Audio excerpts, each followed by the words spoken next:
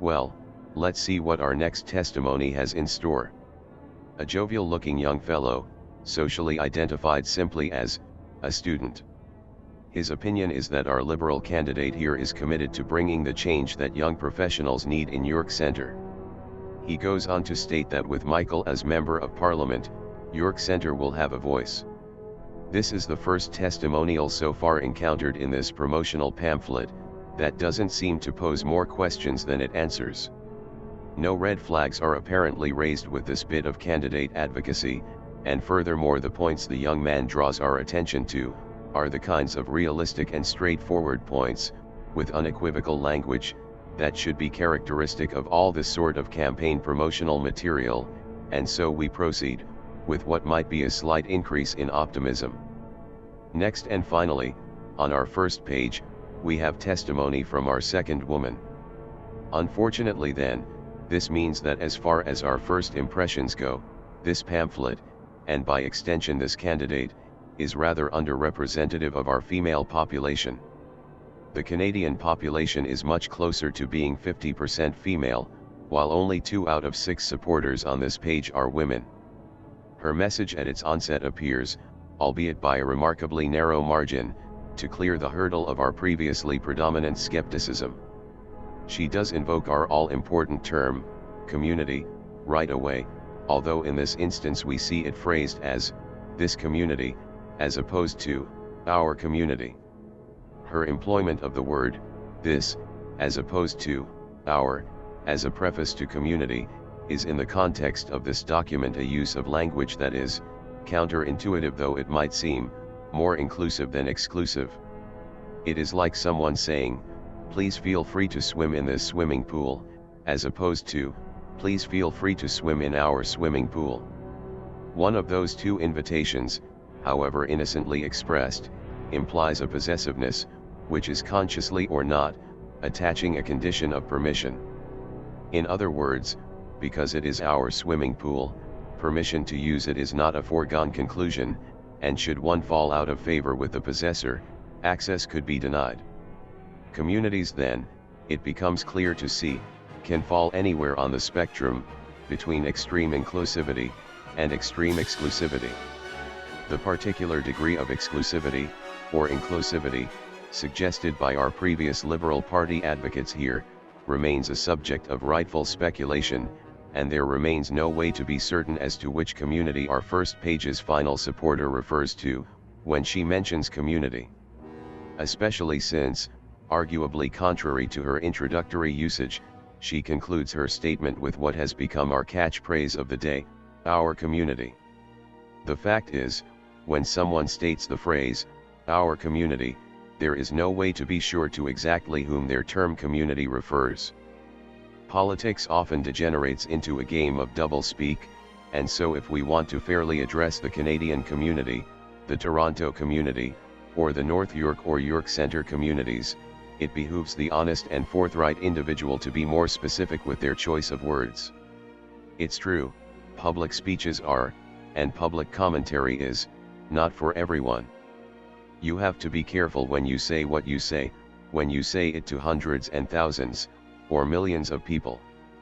It is for that very reason that presidents, prime ministers, kings and queens, anybody who has to make important announcements and pronouncements to the public, hire professional speech writers. But it is not the mandate of this video, to compare apples with oranges. The supporters in this political brochure are obviously not kings and queens.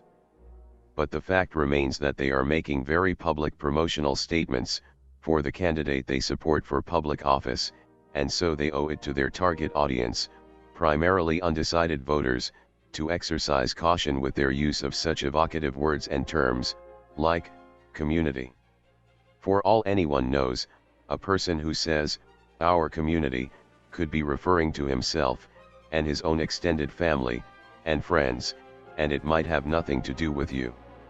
This final first page advocate's words are, as I've said, a mixed bag, but there is one comment she makes, that again, raises a bigger question than it answers. Her assertion is that our Liberal candidate is a proud business owner. Well, ladies and gentlemen, when a candidate for public office is described by a supporter as a proud business owner, we again owe it to ourselves to make an investigation into that business that our candidate is apparently so proud of. The reasoning for that is fairly self-evident. If your candidate owns a gun shop, and your candidate is elected into public office, your candidate might very well begin supporting every action or piece of legislation that would escalate our chances of sending our citizens to fight in wars of every stripe and color. War is, of course, good for the gun business.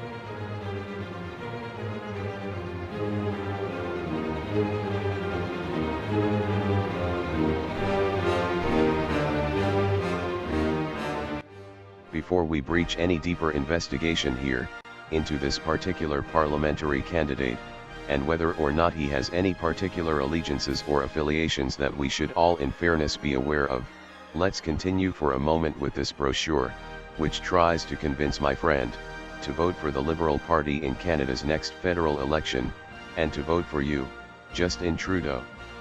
I don't wish to bore you more than I might have already, by digging into each and every item further contained in this printed material. This video will hopefully allow you to read further into the contents of this promotional document, at your own leisure and convenience. We will, however, open up and examine the inside of the first flap of this brochure together, since it will be at this point that the document seems to take a marked and identifiable turn for the worse. Right here, then, and in bold type. Real, underlined, change for our community. Wow. Here we are, with our community, yet again. This time, our community is in giant letters that nobody with even a single half-working eye could miss. But by now, however, this phrase, in this pamphlet, does appear to the keen observer at least, to have been employed to serve someone, and or something, other than what, and or whom it has been presumably on the surface intending to serve. In other words, there is an underlying, double meaning, to these words. Are you unconvinced? Please, look carefully at the final, and most ostensibly condemning evidence that we will approach, within the confines of this particular Liberal Party candidate for Canadian Member of Parliament promotional advertisement. Do forgive this video's probable want of clarity, though your attention is called to the first printed photo from left to right on this inside page.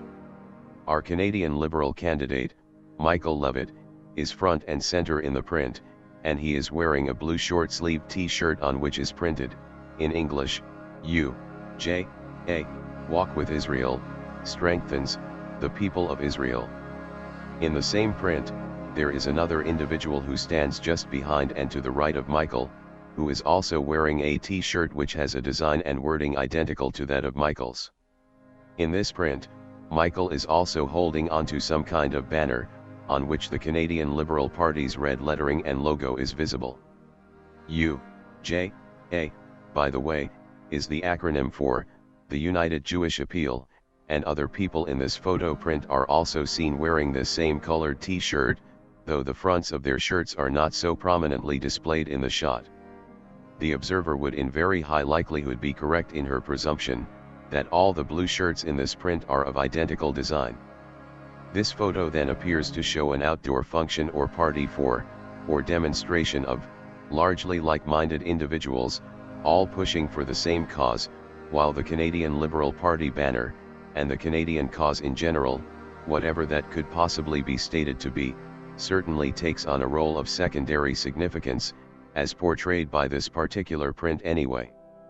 And now finally, positioned to the immediate right of the first photo print, and just slightly superimposed over the former, is the second and last full print displayed on this page. Again we have Canadian Liberal candidate for Member of Canadian Parliament, Michael Levitt, prominently positioned within the frame of the print, though this time not totally centered, and he stands beside the only other individual in the shot. His counterpart here is another man, and each man here has a lone arm positioned around the backside of the other man, in a sort of fraternal half-embrace, whilst both posture for the photographer. Both men are wearing blue short-sleeved t-shirts, and once again the shirts are identically designed, and both shirts printed with the words, "Pitch for Israel." Well, dear viewer, if by now you've guessed it, your guess would be correct. It is at this very point, during her examination of this piece of printed political promotion, that my African Canadian friend, our undecided voter, was taken completely aback.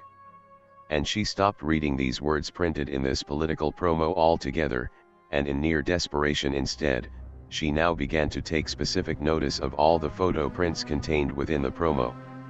My friend had reached the limits of her growing frustration, you see, with what was her interpretation of the words themselves, as they were printed on this paper. Unfortunately for my friend, her frantic looking throughout the remainder of those lovely photo prints within this political advert paper, did not yield her any greater sense of understanding and peace. What she found, was that out of the 142 separate and identifiable faces, printed throughout the 8 total pages of the flyer, only one single face, was black.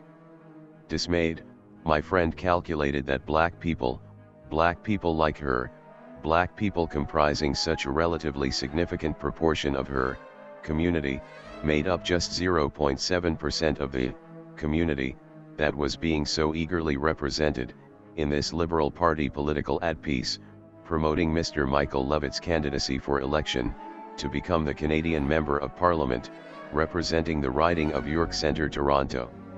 So this phrase, our community, had been bandied about so absolutely frequently throughout the course of this pamphlet, that it seemed to be losing all meaning.